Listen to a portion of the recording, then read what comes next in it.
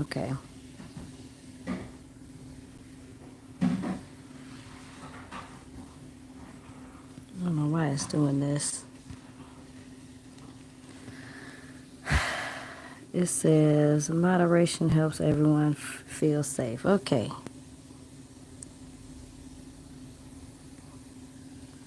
Hey, hey, hey, guys.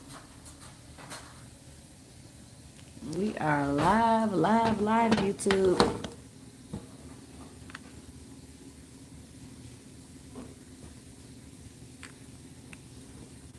Right, that's pretty straight. Put it down. We live while we eat today, y'all. I gotta turn it to the side some so when Trey comes sit down, he'll have some room. So hey, hey, hey, fam bam, what's up, what's up? We gotta go live while we eat today because we said we would be here at 7:30, and we already late. It's 7:50, so sorry guys. We got home and had to get our food together, and Trey is in there washing dishes. It's his day to do the dishes today. And I'm trying to go live on Facebook too, y'all, so that's what's going on. Uh-oh, hold on. Just bear with me. Waiting for some people to come in.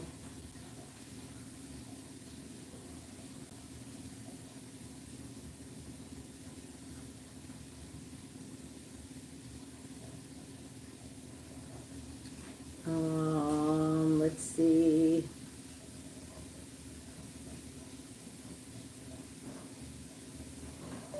Hey, fam bam, come join us. Explanation void.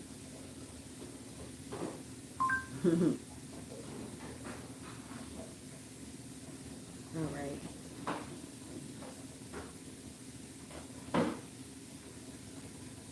And we are going live on Facebook.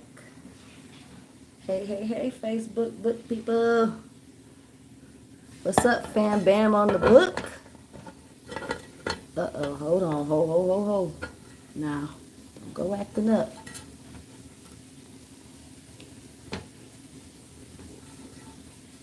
I had all this together before we went live now. Go acting up on me.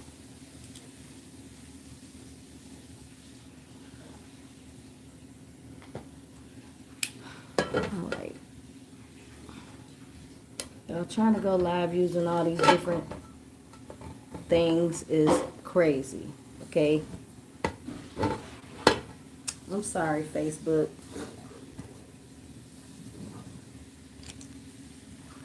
Scoot YouTube over a little bit. Facebook right there. Y'all, I'm telling you, I had this together. Had it. All right.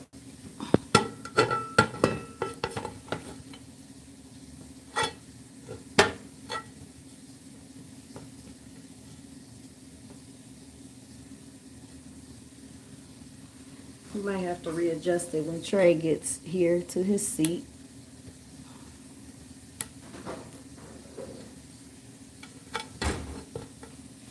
Dougie, why you standing there? Help me, girl. Help mama. Help mama. Yeah, this gonna fall off the thing. All right, you guys, we'll have to readjust Facebook when Trey gets over here. So let me show y'all what I'm eating. We went to this place called Golden Fried Chicken and Fish. I put one of my fish pieces away because I'm not going to eat both of them right now.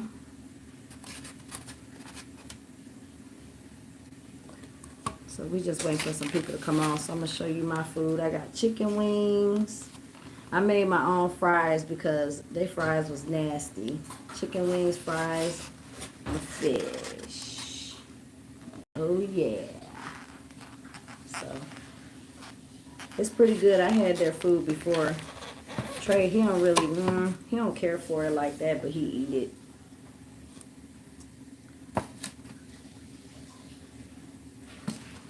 So come on in the room, y'all. I can't read no comments because I'm using both of my phones. So we got to use Trey's phone whenever he get done in the kitchen.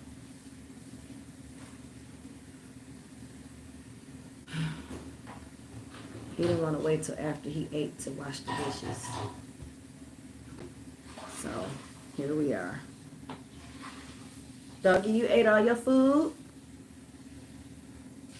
She ate all her food?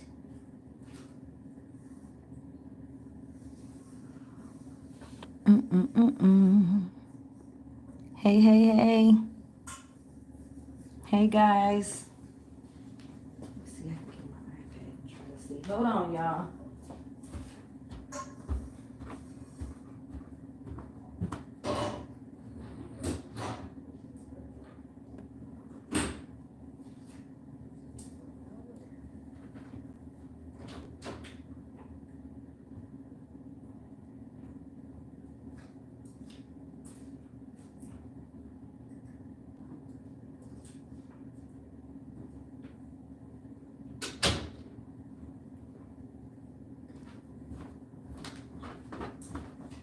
Dang, I wonder how long it's gonna take for your food to get here. All right, I got my iPad. I got this table sitting right here. Scoot it out so you can get in. Let's see, I charged up my iPad. Look at my iPad, y'all. Ain't they cute? Aww. Okay, I have to turn this on. Clear my food, just leave it outside or something? What? You see that right there delivery.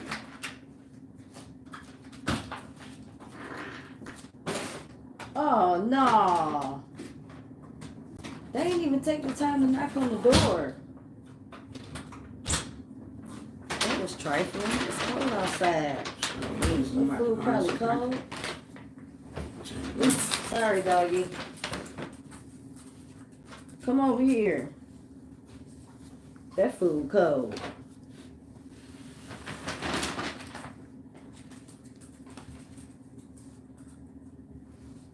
Let me see. I'm trying to see if they can see you. What's up, fam? I had to wash the dishes. Today was my dishes day, Okay.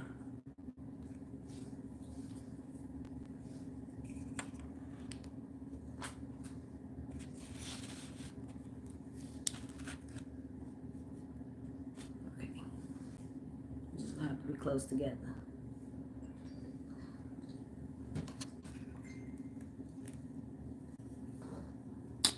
It's just these stupid legs. They so big. Ooh, you almost got sat on, doggy.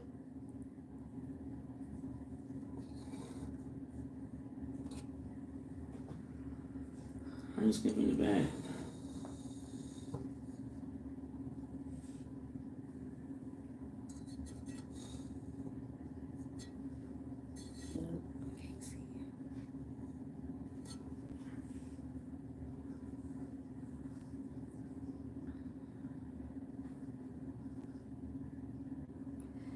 It's because when we go to live, we gotta have the phone.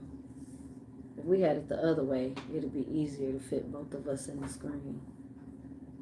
But since we got it this way, we got a doggone. I'm trying to think.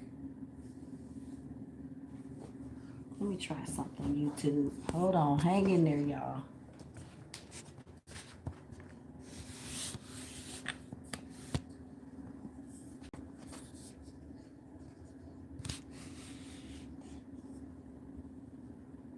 Get all my paperwork out the way.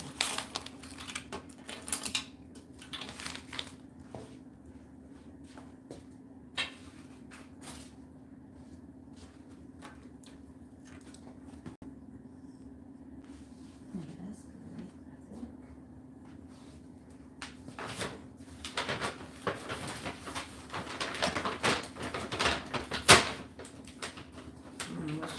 Trying to slip on the back.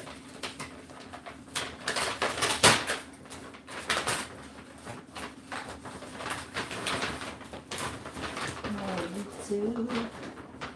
Y'all go right there. Y'all go right there. Move here. Find you a place to sit down, little dog. I just fed you. You're fine.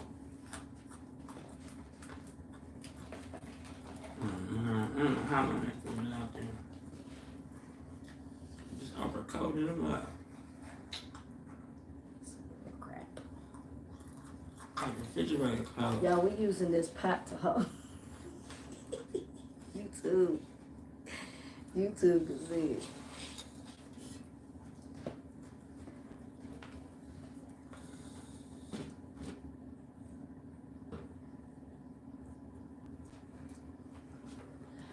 All right.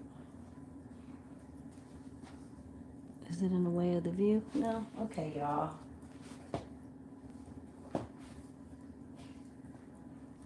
All right, hopefully Facebook, hopefully y'all got a pretty decent view. I'm about to come look.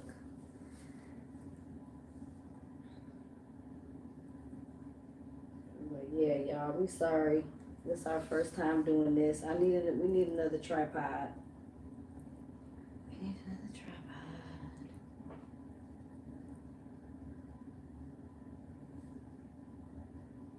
And I have to learn how to.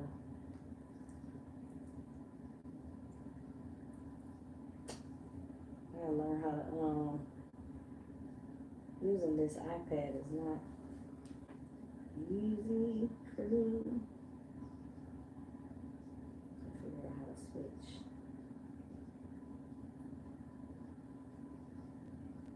How do I switch? What you call it?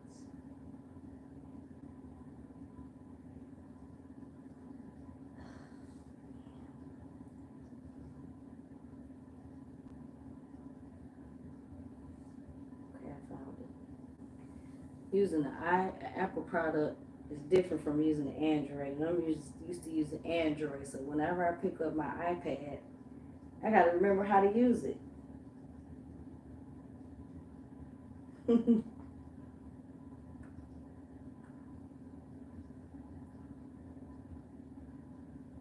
I can see. Turn it down.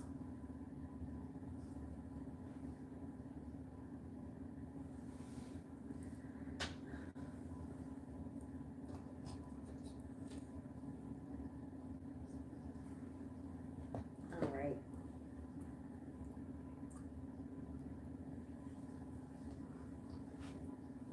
Okay. I have to use my iPad so I can see the camera, so I ain't got to get all up on the camera. Okay, that's good. It's not bad.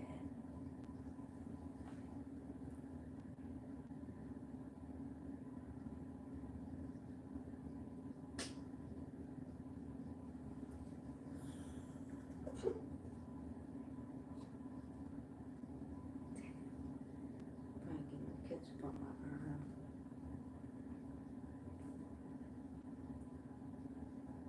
Okay, that's good. That's good. Let me check on YouTube. How we looking, YouTube, y'all? I'm sorry, Tremaine's trying to handle something real quick. This is just so. We got to do better next time. Got to do better. Man, I think the fact that we was running late would destroy everything. If we wouldn't have had such a late time going to get the food the first time. Yeah, because we were supposed to go way earlier. Then we would have been fine.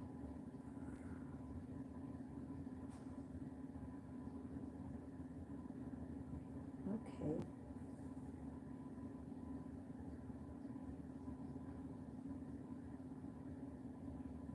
What's your thoughts on? Oh Lord, what is that? Hey, you guys. Hey, everybody. I think we got 2 people watching right now. fries look good. Eric said. I don't know who's still here, but thank you anyway. Dear, where are you from? We are from Detroit, Michigan. We from Columbus, Ohio, because we've been living here almost 2 years. I don't know why people don't never stay where they at. Where we from originally? Yeah, Detroit.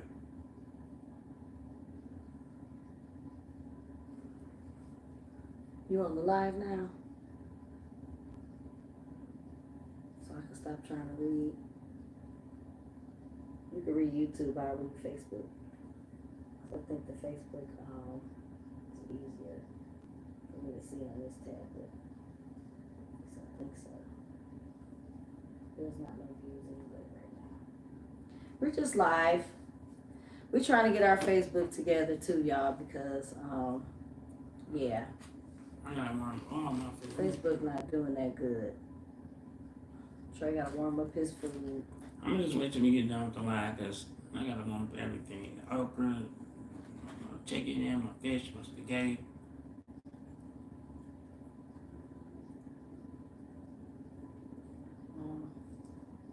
Yep. I don't know why I can't find live on my YouTube. I don't want to eat by myself.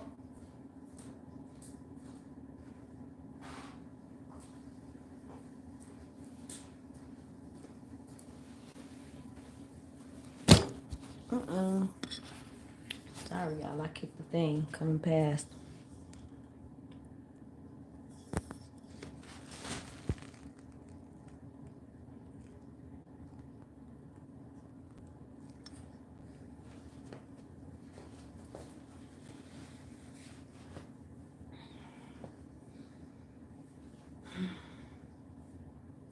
I don't know, my God. You can't find YouTube? I can't find a live.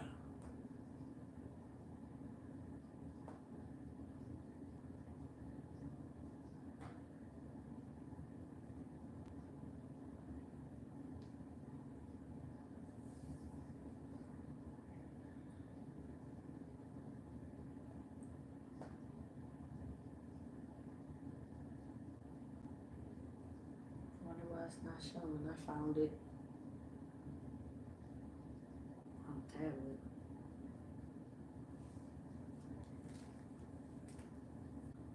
Alright. Usually be right here.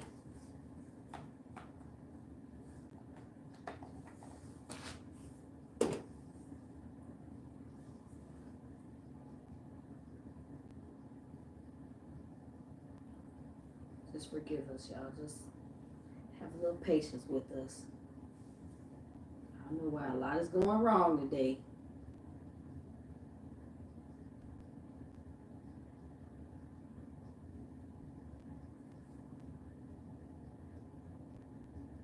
I don't know why it's not showing up.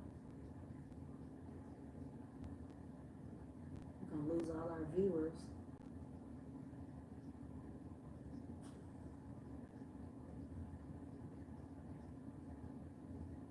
Are you on the page? Go on the page. She got to. But just do it anyway, because we ain't got time to be waiting.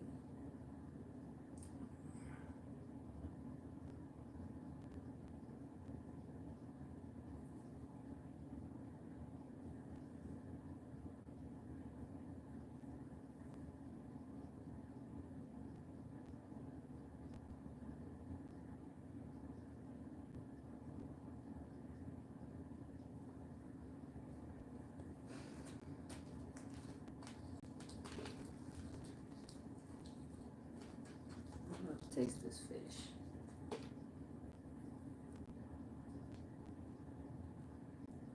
My stuff getting back cold.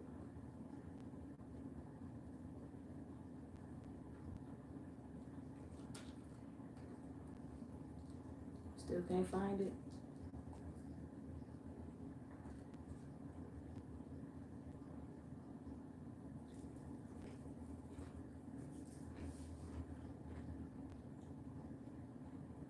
What's up to that count now?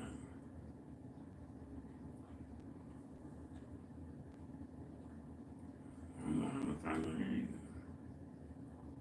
When you go to the page, it should be there at the top.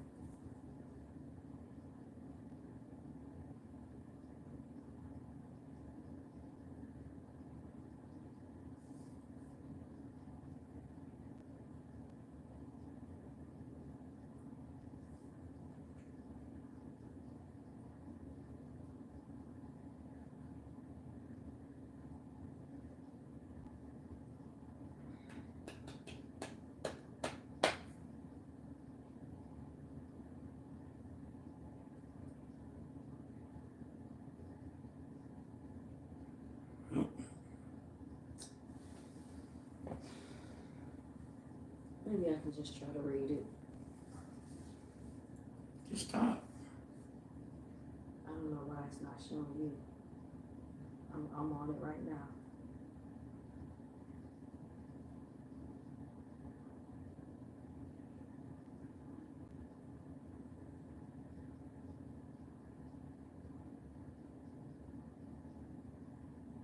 I say Daddy Diddy. What's your thoughts on Daddy Diddy? Who said that?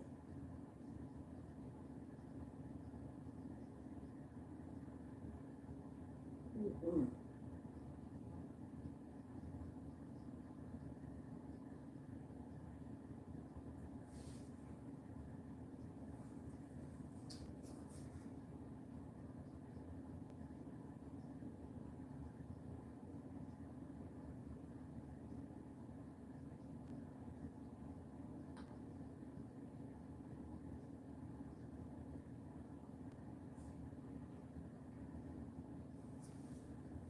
I'm sorry, y'all. I'm so lame right now. Still trying to get it together.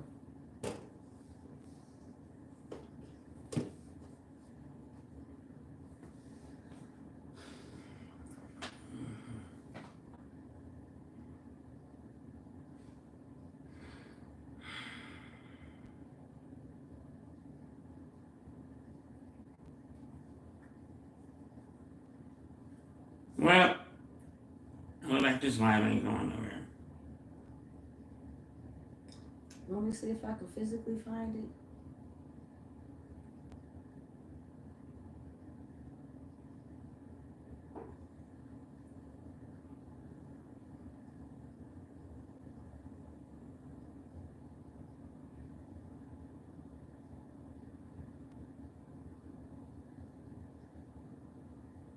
I found it on email.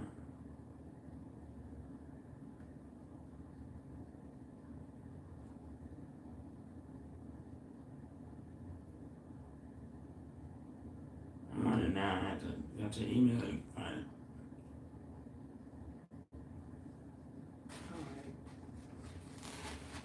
Alright. I don't want to be sitting here eating my food and you ain't eating nothing. It's crazy.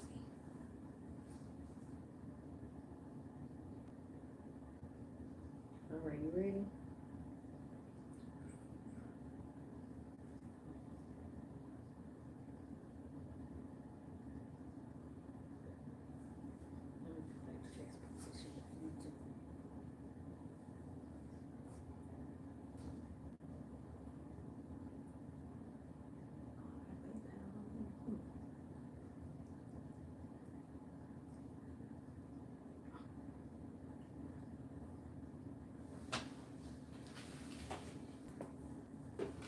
I'm watching on Facebook. All right. So I found YouTube on my phone so I can read the comments. I got my spaghetti here, but I'm gonna have to warm it up. The dang Uber driver didn't even knock on the door. I had some spaghetti and some okra delivered because I wanted some okra spaghetti at the place we went to. They didn't have any sides. The spaghetti smells good. I love the way spaghetti smells. It's pretty good. This is spaghetti, y'all.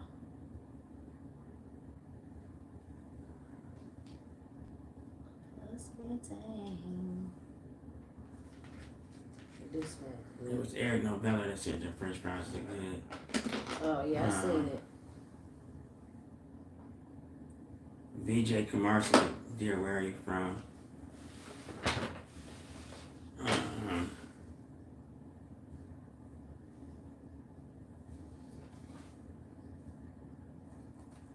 stuff got back cold anyway. Charles Strutter said, "Can you picture a song?" Maybe he's trying to say, "Can you play the song?"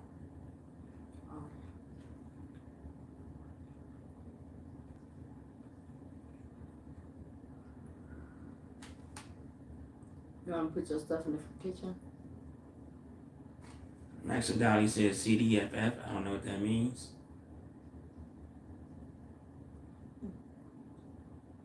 Somebody asked what's our thoughts on Daddy Daddy. I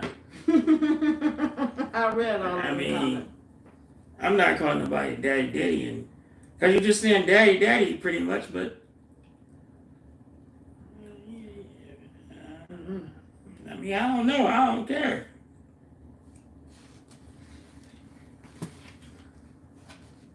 I'm gonna take your stuff to the kitchen. No, it's fine.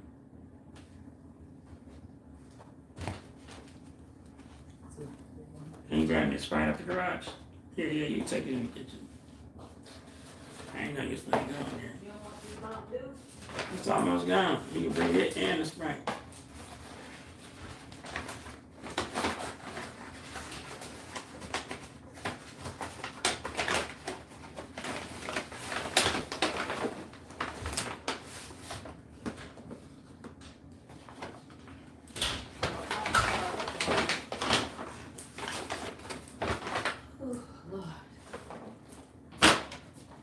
You still put it in there? Where did mine do it? Oh, you said a Mountain Dew too? That's it. It's a little bit like the Mountain Dew on the table. Oh.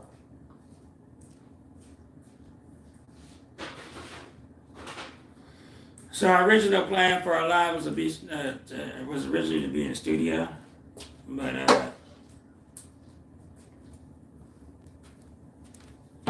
things didn't happen that way because our schedule got a little behind.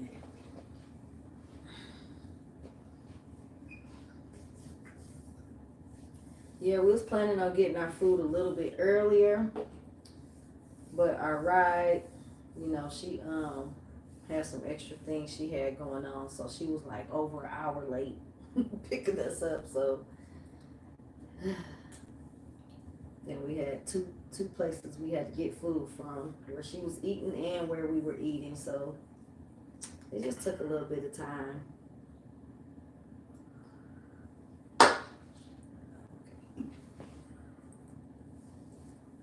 But Here we are. Sorry for the delay. tomorrow we will be in the studio though. Yeah.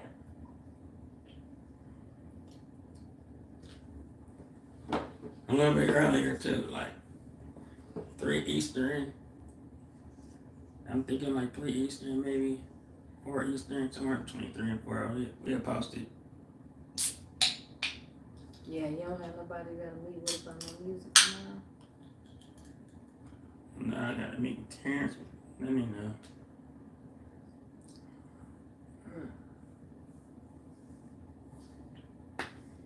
Yeah, so yeah, we'll be in the studio tomorrow. But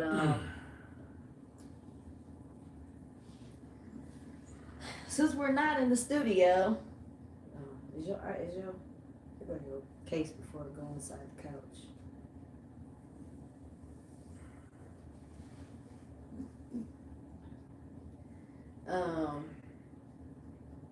So we did a video showing how we help people, you know, by producing their music and stuff and their vocals and stuff like that. So I know a nice amount of people saw it. So I kind of just wanted to, you know, give a little insight on our music journey. Like how we started doing music and, you know, what all do we do in music and, you know, that kind of thing. So, if you're interested, that's what we're about to talk about.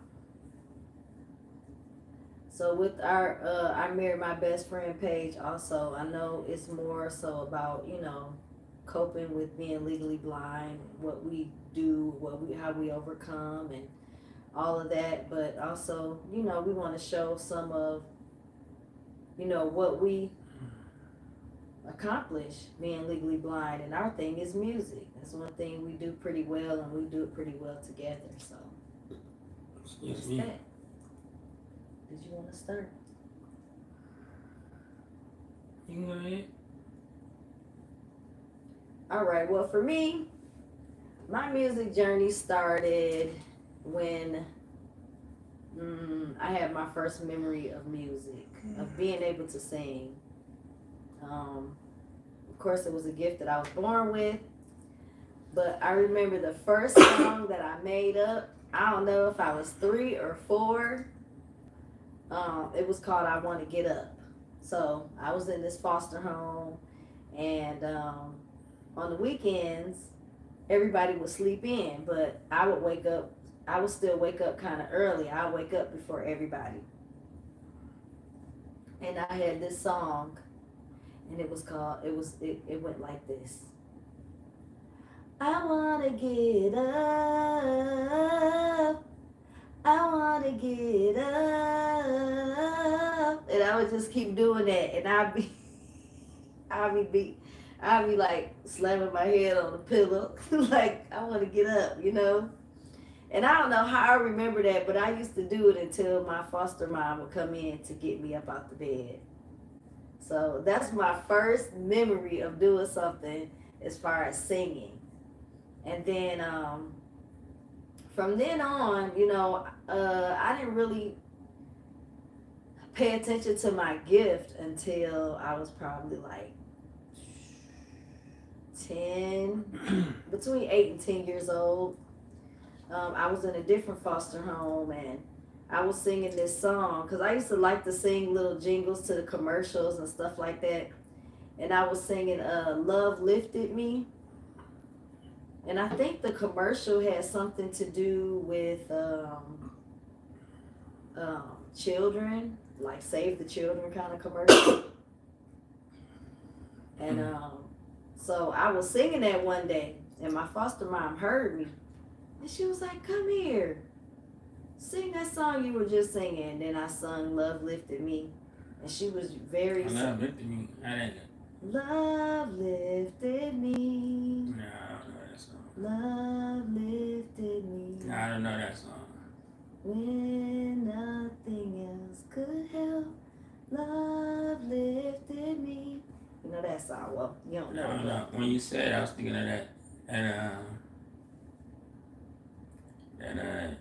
song from the Ghostbusters song. Your love keep lifting me higher No. than I ever been lifted before. No, not that So song. keep on up, Oh, Jesus. put Come your on. back inside, Okay, no, that's not the song. and I'll be at your side Anyway, forevermore. so I sung that song for her, and then she ended up. You okay, doggy? She ended up calling people on the phone for me to sing for them. Oh, that's nice.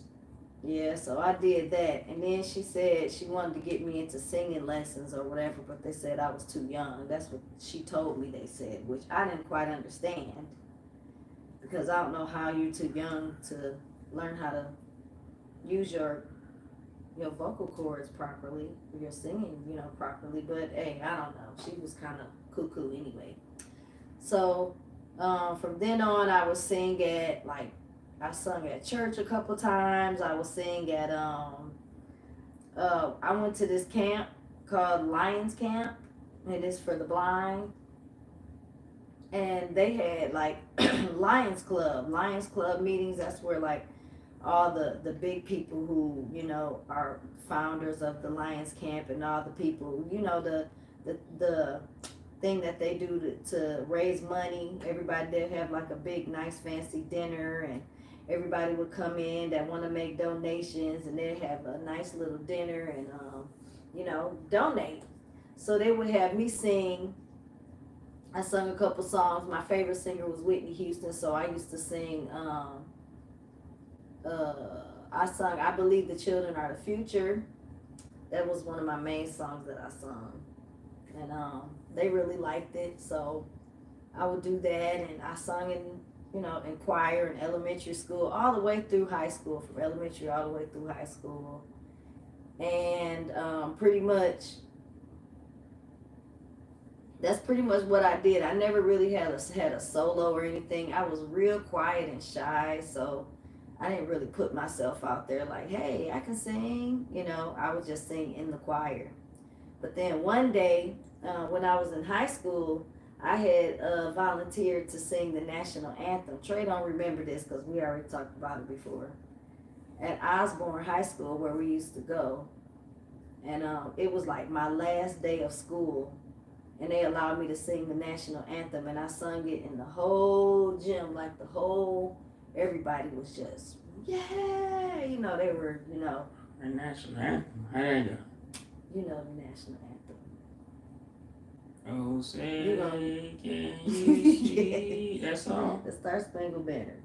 By the birds in the sky. Okay, just stop it before you lose your America card. I mean, with Donald Trump, excuse me. Anyway, so that was really nice, but I ended up leaving. The school and moving to a different city, and then there I joined all the choirs too. But the choirs there were a little different. Like going to a predominantly black school, we did a lot of songs that we kind of know, but of course in choir we did other songs too, so that we can learn how to sing different genres of music and stuff like that. But man, I'm telling you,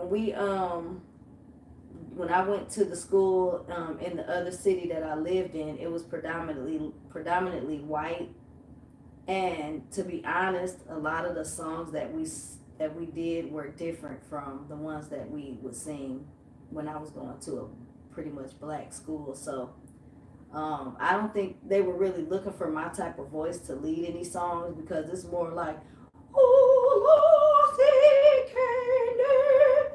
that kind of, not really opera, but y'all know what I'm saying if you've been to like a concert, a choir concert or whatever. So they weren't really looking for the soulful kind of singing. So I just sung my soprano note, or if I was in alto, I think I went to soprano then. Then I went to college for a year and a half, and I sung in the choir, in the concert choir, and I really enjoyed it. So pretty much my whole life I've been singing, and I didn't know that I could write. I always wanted to write music, but I didn't know how. I knew how to write poems, and it's like, hey, just turn the poem into a song, but I could never do that. Then one day, my foster sister, she married this man, and he turned out to be a producer. So he was working on making tracks and things like that, and I finally got him to allow me to use one of his tracks to see if I could make a song. Because at first he didn't really, because he never knew me to write. So, but finally one day he gave me a track, and I tore that thing up. Like, people were so excited when they heard my song, like, wow, this is a hit. And then dang near every song I wrote after that, they felt like it was a hit, it needed to be on the radio and stuff like that. So, but behind those scenes, I did praise and worship. I was singing background in praise and worship. Then eventually I became a praise and worship leader, and I did that for years. I love praise and worship. It's one of my absolute favorite things to do. But at first I was trying to sing R&B, like maybe pop R&B, but no, it was okay. I was safe. I wasn't, cussing or talking about any raunchy stuff. When we show some of our music, I'll let you hear some of the things that I did in my earlier music days, learning how to record or write music. So yeah, but now I do pop gospel, strictly gospel, and Michael calling me. okay, go ahead. I'm just gonna keep talking. Strictly pop gospel, Hello. and so that's what I do now. And then I got introduced to try to helping people put vocals on their songs, vocals on their music. Like if they need somebody to, put a hook or a chorus in their song because all they got is the verse. They might do a verse and then it's like, oh, well, I don't really know what else to do with this, but I need some help filling this song out. So they'll ask me to see what I can do. Maybe put some vocals in there, maybe, just put some harmonies in there.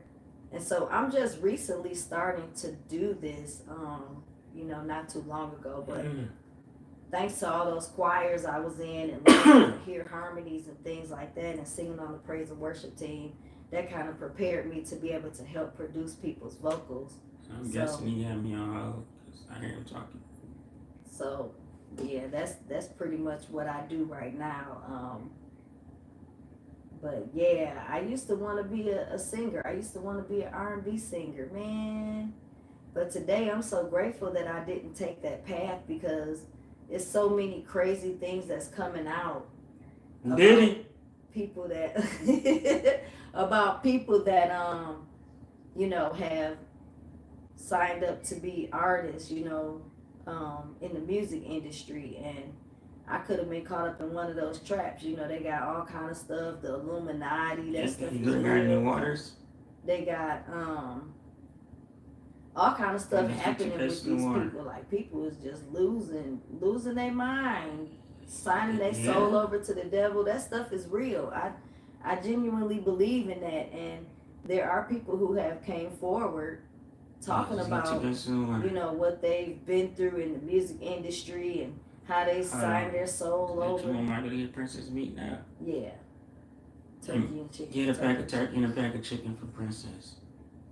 And yeah, so your mama wants you to get a pack of turkey and a pack of chicken for Princess. So I'm glad that I'm just pretty much doing my own thing now. I can bounce to my own tune, do what I want to do. So and then Trey, he's produced all of my gospel songs, every single one. So I'm gonna let him go ahead and from there I'll let him talk about his journey doing music and producing. And then we'll just say how we started working together, doing my music.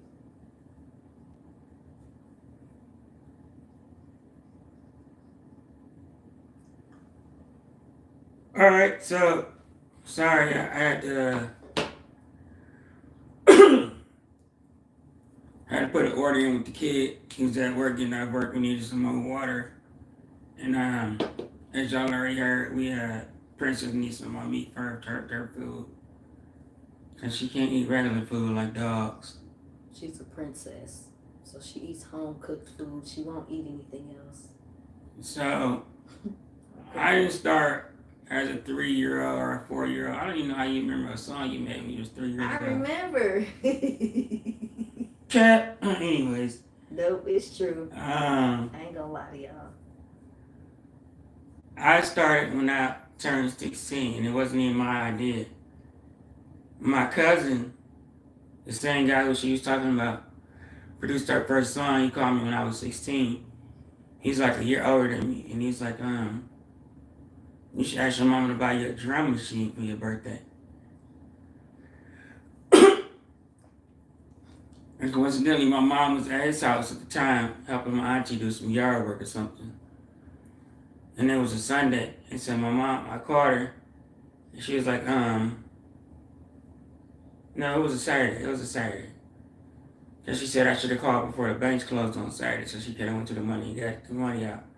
Because at the time, this is when, like, in the early 90s, I ain't gonna say early 90s, like 97, 98, something like that.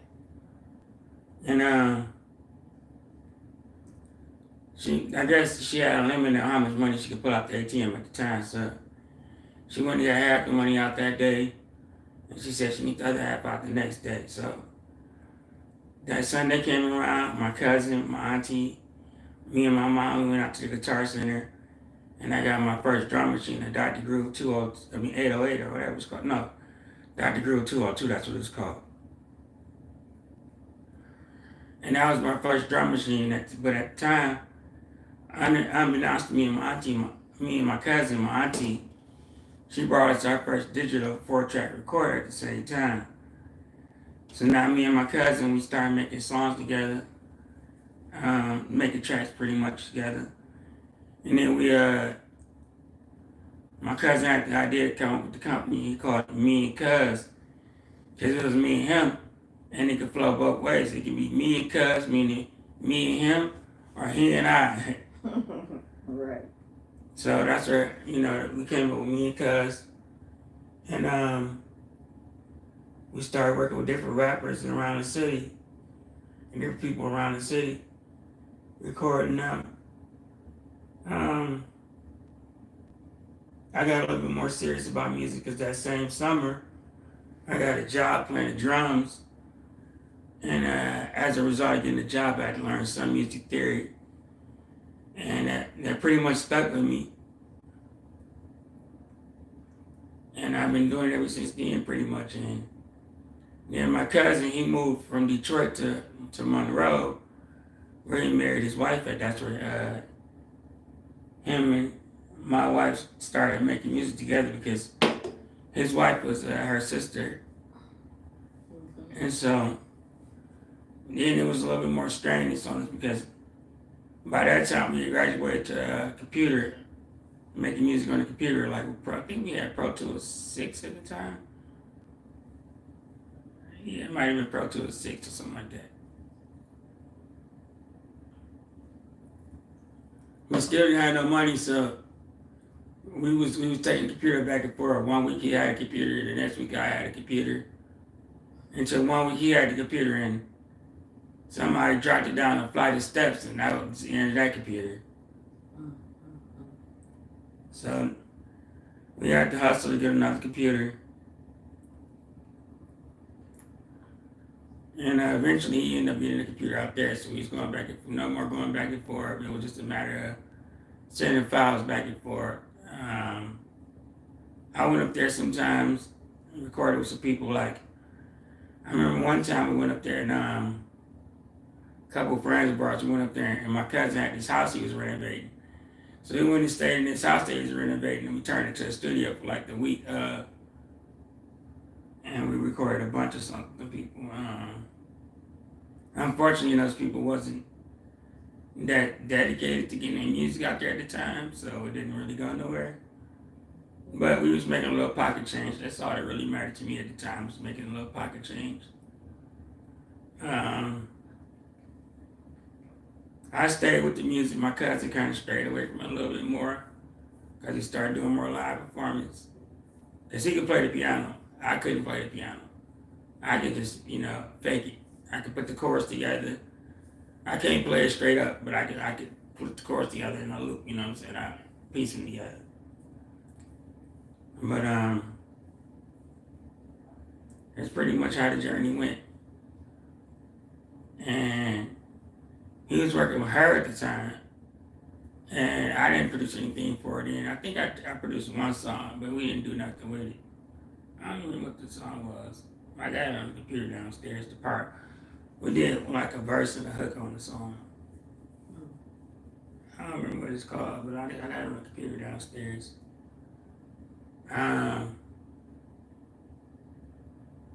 But yeah, that was pretty much it. I hadn't worked with her at all.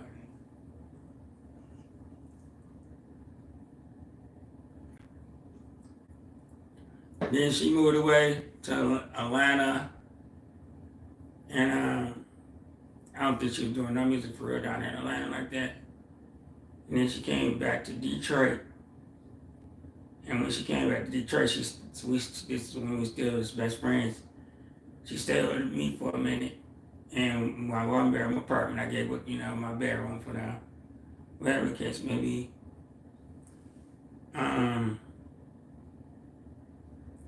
Then I guess then she was pretty much strictly doing gospel.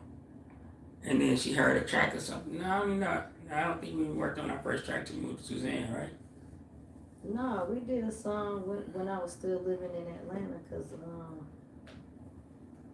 I came to visit, and then you did a song, and I took it back out there with me. I don't remember what song it was then. Are you sure? Yeah. Cause I remember letting somebody hear it. I remember letting the weed man hear it. Cause he was into music like that. He was like, man, this need to be on the radio. Yeah, but I don't know what song it was. Probably don't got it no more. Yeah, we do. It's one of my songs. Nah, man, we didn't do none of them songs. Cause Terrence came over to help do some of the chords to the song. It was a track that I had got from somebody in Atlanta, and I asked you if you could remake the track for me. I don't know what song you talking about. I can't remember it right now, but it turned out to be one of my songs that I have right now. Because you died, you gave your life, you made that sacrifice. I give you my life, Lord, I gave my all to you.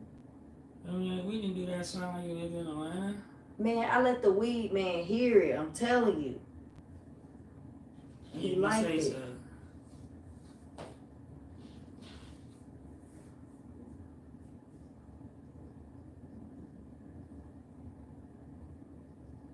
But yeah, that's pretty much what happened. That's how we got started doing the music. Yep, and when I went to Atlanta, when I moved to Atlanta, I pretty much the CD that I was working with his cousin on, which is not a gospel CD, it's just pop music. I had a whole CD and I took it out to Atlanta. I was trying to get it out there so that somebody would hear my music and maybe want to collaborate with me or maybe want to work with me. This is when I was still trying to get a record deal and stuff like that. But what really pushed me to move to Atlanta was I had met Whitney Houston a few months before she passed. And I'm gonna do a story time one day, telling you about how all that took place. But anyway, I met her bodyguard, her personal bodyguard. I met him first. And I was kind of stalking her because I knew she was in the hotel. People had told me like, yeah, do you know Whitney Houston's in this hotel? I'm like, y'all lying, because the hotel I was staying in, it wasn't like a real nice, big, fancy hotel. Like I would expect Whitney Houston to be staying in a nice, hotel, but it was when they were shooting Sparkle. And I guess sometimes they would, just, if it's just for a night or, no, she was there for a few nights. She was there probably for like 3, I don't know. I know I had been hearing about her like 3 days before I met her. So I was kind of stalking Whitney. I'll talk about it a little bit since he's gone. He went to the restroom. But I found out that she was in the hotel that I was staying in. The hotel, like I said, it was a small hotel. They didn't even have a swimming pool. Like it wasn't anything big or deep about the hotel for me to even think any kind of celebrity would be staying there. But I had been hearing people talking about it so much. And then the last night of my stay at the hotel, we had a talent show. And this was something that was for the blind. This is when I was with the Commission for the Blind, and they had like some kind of they had something going on for a week. I can't remember what it was right now, but I was there for a whole week. And like the last few days, I was hearing that Whitney Houston was there, but we had that talent show on the last night, and one of the people that worked there who heard me sing came up to me at the end of the talent show and said, Whitney Houston is here in this hotel.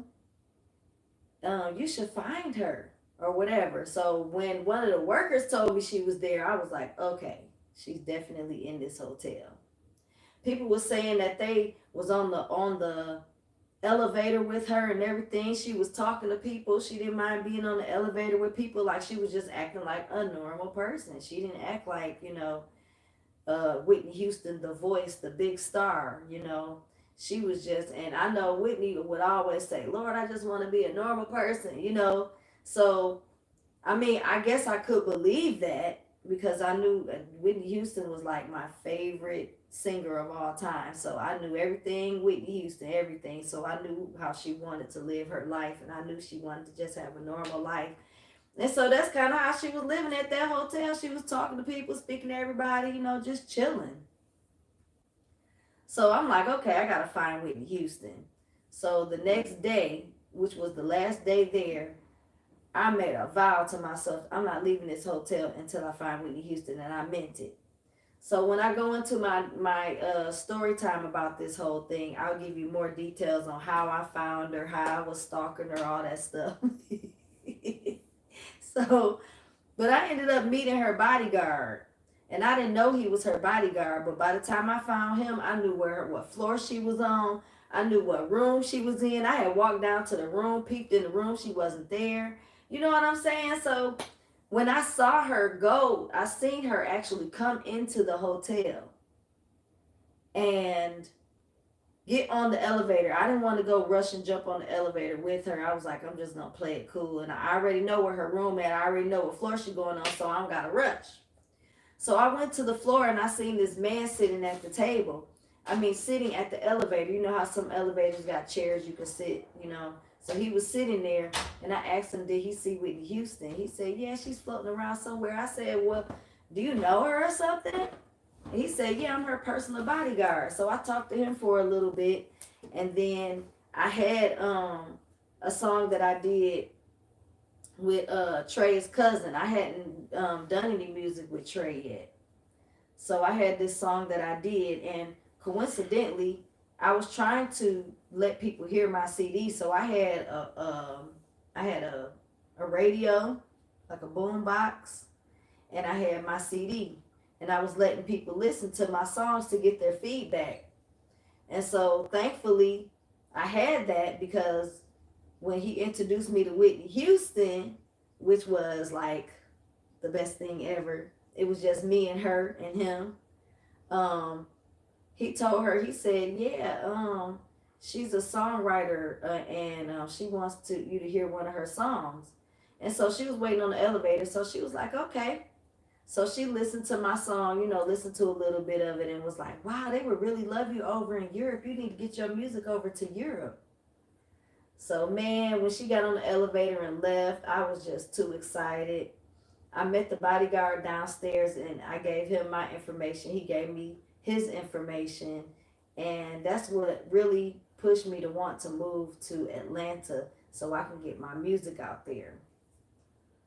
And man, it didn't go as planned, but I did get to see what it's like to live in Atlanta. I did meet a couple people. I made a couple friends. And me and Whitney's personal bodyguard, we're still friends to this day. This was in 2012, and to this day, we're still very good friends. We talk on the phone and everything. So, yeah. But that was my Whitney Houston journey, and her hearing my song, one of my songs. So I was super excited. That's great.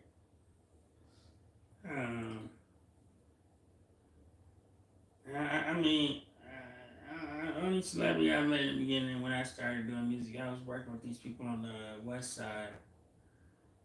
I can't remember the name of the people right now, but me and another friend of mine, yeah, went over there to buy some studio time from them, just off general. We was just going over there to get some studio time from them. And while we was there, they made a proposal to us, like, y'all want to help us do this project?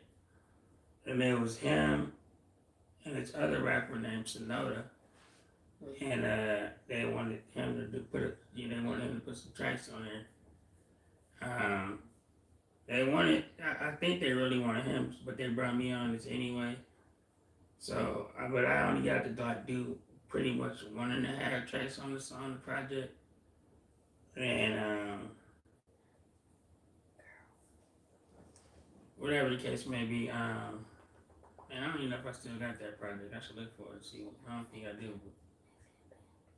But, one time they had Jermaine Dupri come to town, Oh. so we got to basically kick it with him for a minute, and that was pretty much the extent on the celebrity I met before.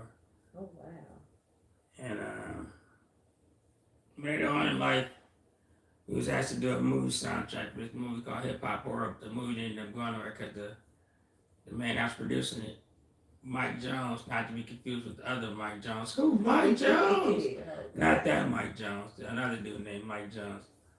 He ended up somehow messing over the budget, and we ended up getting into some trouble with the studio people where we had to end up paying the bill because my man was like, well, I'm just going to hold on to you guys' masters until somebody pay our bill. Dang. Yeah, so shout out to Mike Jones, the other Mike Jones. Not the Mike Jones, not that Mike Jones, the regular Mike Jones. Oh gosh. He introduced us to a lot of different artists. Some of the artists was pretty cool. We ended up doing later projects with some of the other artists from that soundtrack. They ended up becoming customers. At this time, it was just me at the time. It was my cousin that, like I said, he had slowed down on doing the music. So that was me and a couple other guys that I knew pretty much, but we were still under the umbrella of me and Cuz. Because at the time, we looked at me and Cuz like it could mean anybody. Me and anybody, because everybody, it was during the time when Snoop was using the word Cuz a whole lot. Like, that's my Cuz, that's my Cuz. Mm-hmm. So everybody was your Cuz. So that's pretty much, it started with me and my Cuz, Zen. But in reality, it now it just means like me and Cuz, me and anybody, you know what I'm saying? What up, Cuz? But I shortened it down now. I just say MACP, MACP, me and Cuz Productions. I guess it's like I Puff Daddy changed his name to P. Diddy, and then he just shortened it down to just Diddy. Yeah. Now I'm just, instead of me and Cuz Productions or me and Cuz, it's, MACP Music, how you want to put it, which is kind of redundant when you say, when you break down what it means, me and Cuz Production Music. Yeah, because it still could be Mac P, like Mac P. Yeah, so, but we just say MACP Music now, pretty much. That's what one of my tags say, pretty much. And everybody rocking to the Mac P music. But yeah, that's pretty much the basis of how it goes. Say hi, Fam Bam.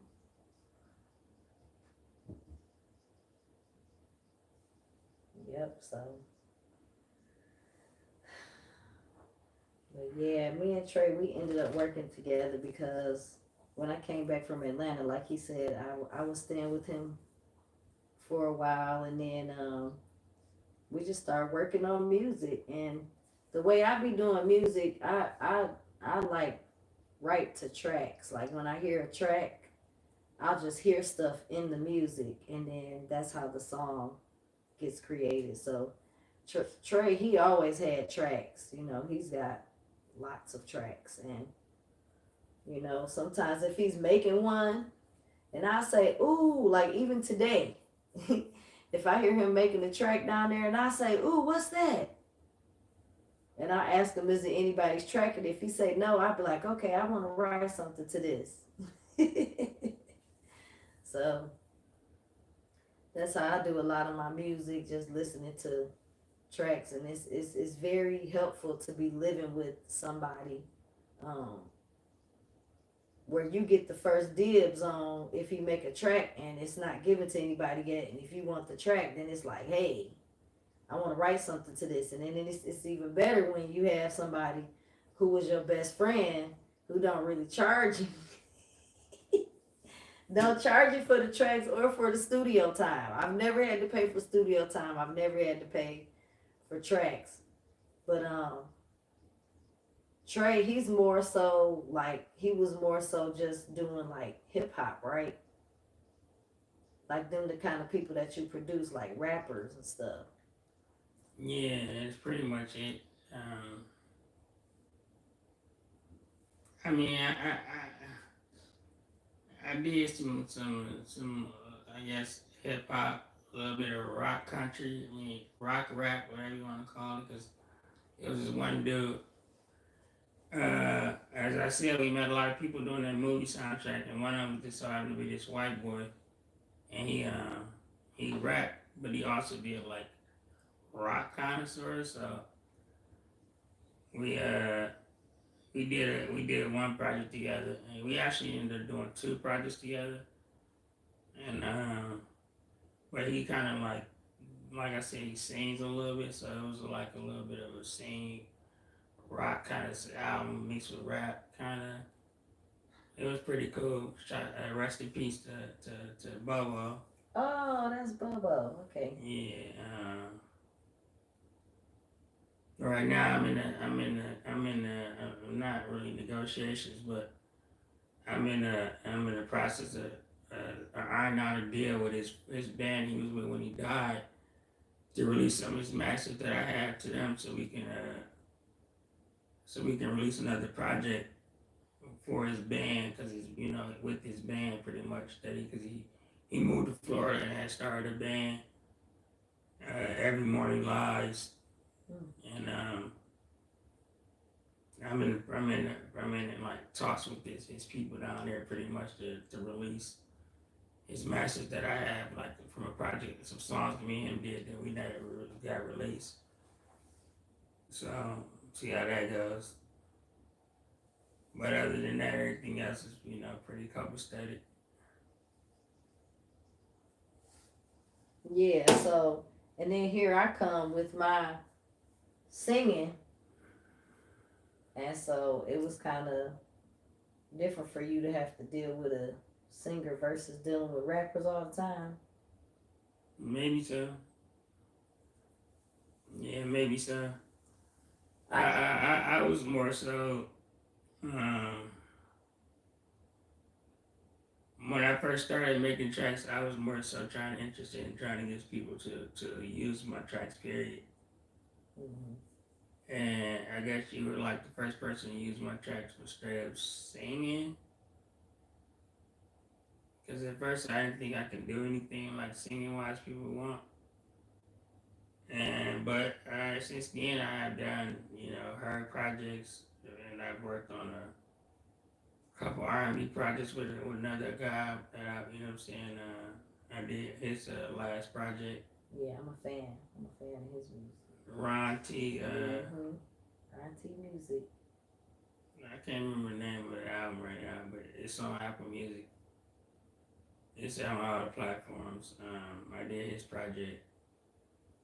Um, since then, like at first, I wasn't working with anybody who was releasing their music, but it's just this is before the days of streaming. So since streaming came out, a lot of people who I work with, they go straight out to streaming their music. So I got a couple songs that I produced that's available around the market, should I say. And then I got some unpublished stuff there, like the stuff I do for my pastor. She doesn't publish her music traditionally. She publishes it like on SoundCloud and YouTube, so that way it can be used by any of the members of the ministries without having to worry about them getting copyright infringements. Mm-hmm. But I produced some songs for them, and we're gonna, like I said, maybe tomorrow we play a couple of songs that me and my wife has worked on for different people in the ministry. Mm-hmm. Maybe break down another one of them songs, cause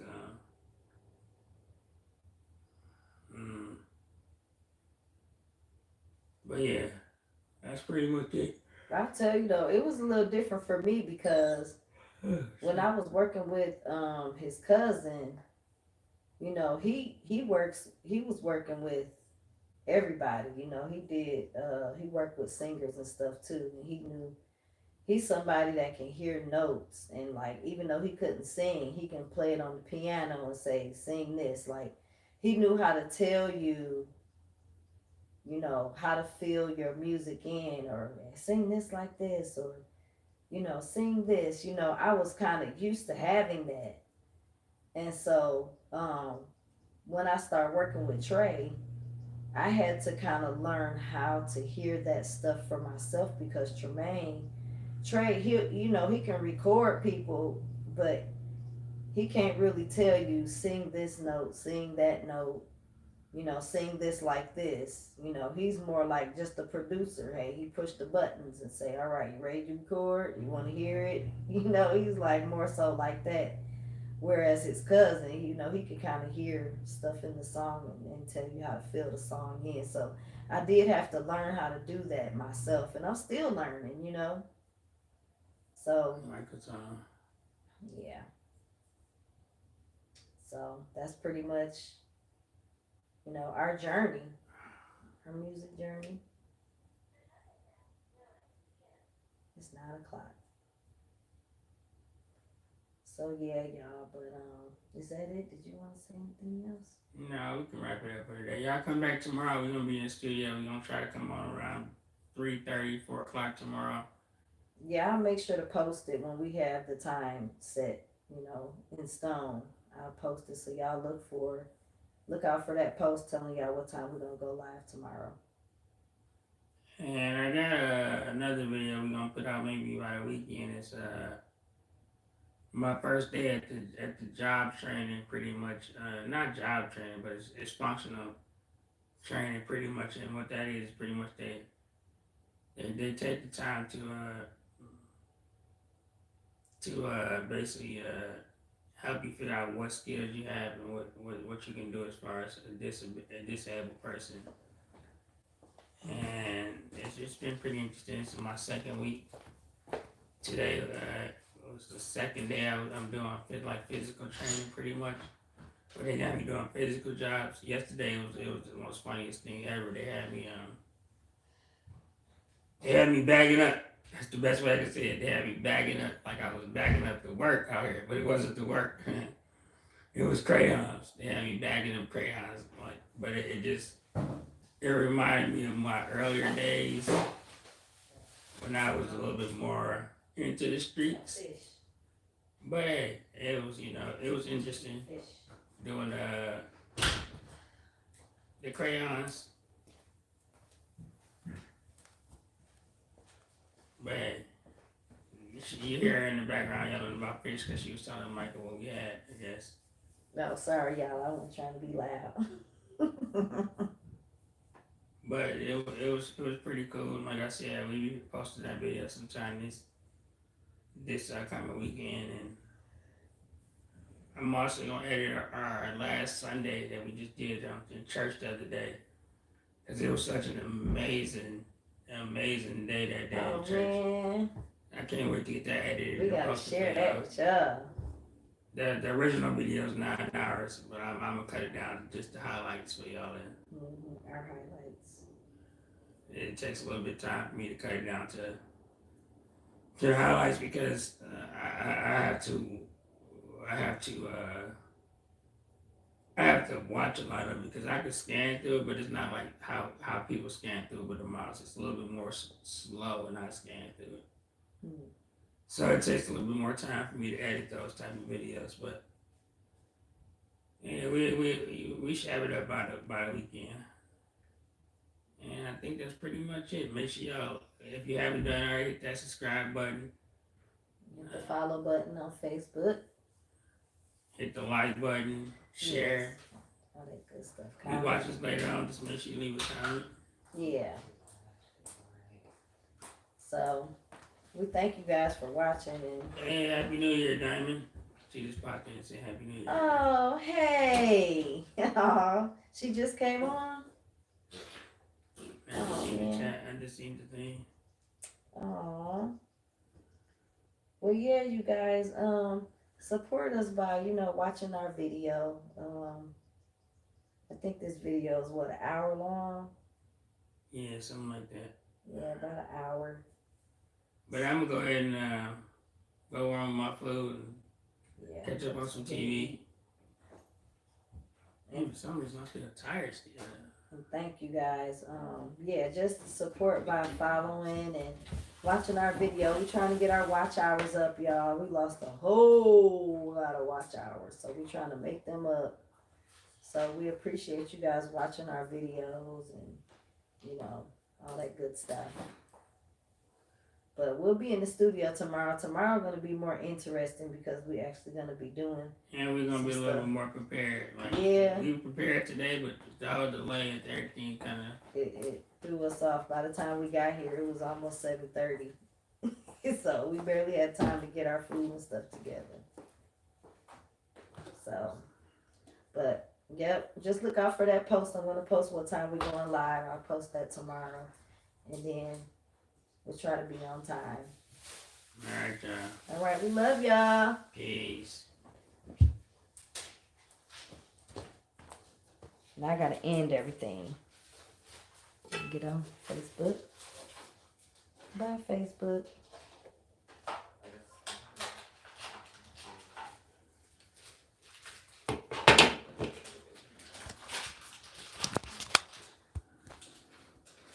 Bye, YouTube. Love ya.